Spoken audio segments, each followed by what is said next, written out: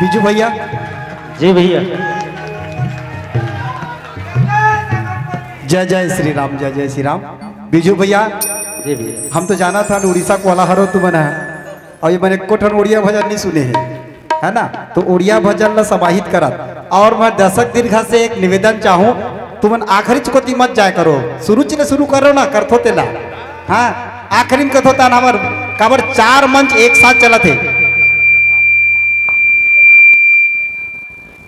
दर्शकों से सादर निवेदन चाहूंगा कि 4 मंच एक साथ चल रहा है, क्योंकि ज्यादा देर तक मार्जस मंडली को नहीं रोक पाएंगे।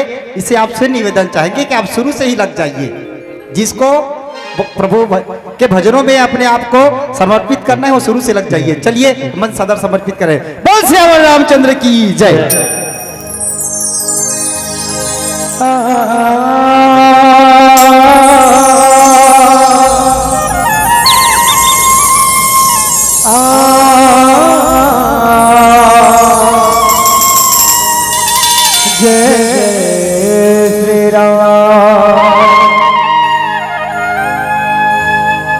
वक्रतुंड महाकाय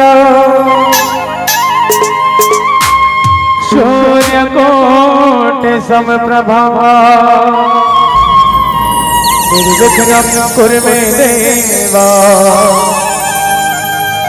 सर्वकार्येषु सर्वदा। ये थोड़ा आवाज साउंड वाले दिया। मोरे शर्मात सदा राखे रहबे वो, मैं आवा तोरे लइका महतारी अचमो। बोला माँ के कमी झन होवे नहीं वो, मैं आवा तोरे लइका महतारी अचमो। बोले राजा रामचंद्र की जय।